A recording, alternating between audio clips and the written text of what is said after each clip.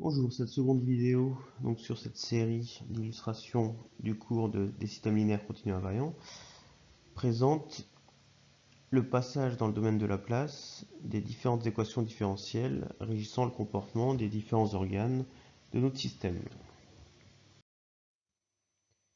Donc si on s'intéresse tout d'abord au comportement du distributeur qui nous permet donc de transformer le déplacement du tiroir en débit hydraulique orienté vers le V1, une loi linéaire nous est donné, donc avec une relation de proportionnalité entre Q, le débit du vérin, et X, le déplacement du tiroir.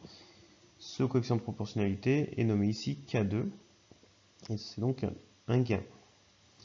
Quand on va passer dans le domaine de Laplace, on va prendre la transformée de Laplace de Q de t, que l'on va nommer grand Q de P. On utilise généralement des lettres majuscules pour les transformer de Laplace. De la même façon pour X, la transformée de Laplace de K2 fois X, comme la transformée de Laplace est linéaire, et ben, on aura la même transformée que K2 fois la transformée de Laplace. Cette équation de Laplace, on pourra ensuite la traduire donc dans un second temps sous forme de schéma bloc en mettant par exemple dans notre cas figure ici X en entrée qui rentre dans un bloc qui a un gain pur, donc K2, pour obtenir Q.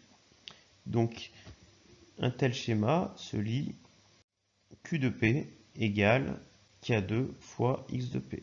Donc on modifie X par K2 pour obtenir Q de P. Si l'on s'intéresse maintenant au comportement hydraulique du vérin, l'équation différentielle qui nous est donnée permet de relier le débit Q de T à la vitesse de déplacement donc, du vérin, donc la dérivée de lambda en fonction du temps, en fonction d'une part de la dérivée de la pression qui va être en fait liée à la compressibilité du fluide, et ensuite à la pression avec une expression qui est liée à ce qu'on pourrait appeler des frottements fluides. Si l'on passe dans le domaine de Laplace, donc la transformée de Laplace de Q, on la nomme grand Q de P. Ensuite, quand on transforme ce terme-là, c'est une dérivée.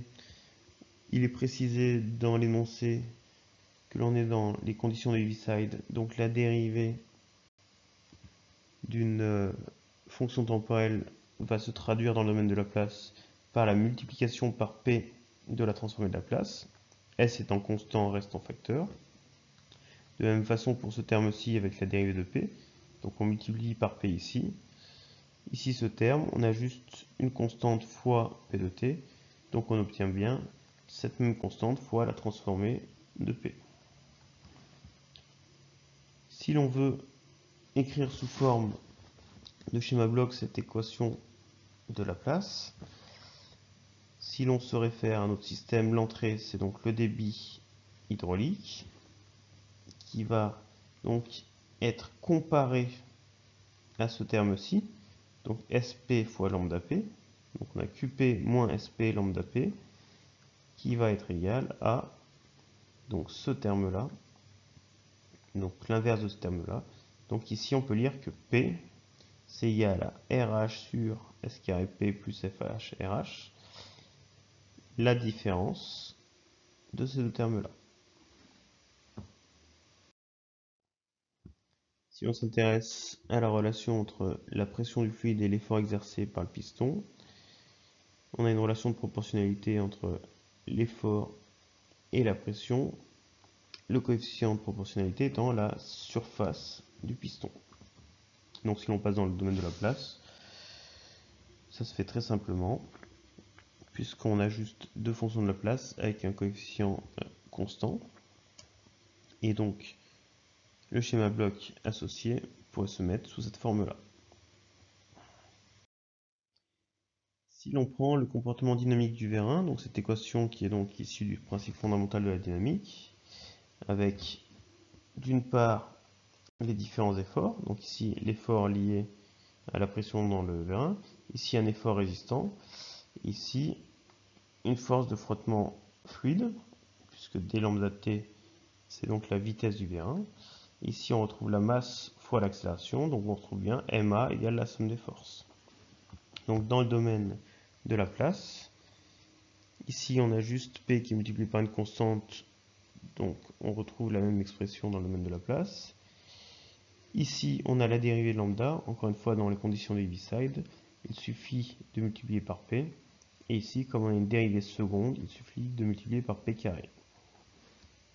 Si l'on veut écrire sous forme de schéma bloc, on a donc les deux lambda P que l'on va mettre d'un côté de notre équation, et on a donc la différence entre l'effort lié au vérin et l'effort résistant, que l'on va écrire dans un comparateur, puis entrer dans une fonction de transfert pour obtenir lambda de P.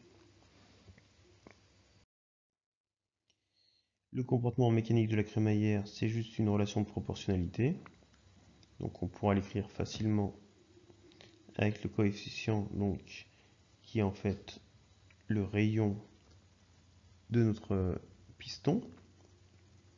On retrouve bien une relation entre une longueur et un angle. En divisant une longueur par une autre longueur, on trouve bien un angle en radian. Le comportement mécanique des deux réducteurs aura la même fonction de transfert puisque les pièces sont les mêmes. Donc l'angle du plateau est égal au rapport de réduction fois l'angle du volant. Sous forme de schéma bloc, on obtiendra donc ce terme-ci. Et enfin, le comportement du comparateur mécanique qui permet donc de réaliser la différence angulaire entre les deux plateaux, donc θP1 moins θP2, et donc d'obtenir le déplacement du tiroir qui est donc proportionnel à cette différence angulaire. Donc ce sont juste des relations proportionnelles, donc c'est évident pour passer dans le domaine de la place. Et si l'on veut écrire ça sous forme de schéma bloc, on utilise donc un comparateur pour faire la différence des deux angles, puis le coefficient de proportionnalité pour obtenir le déplacement du tiroir.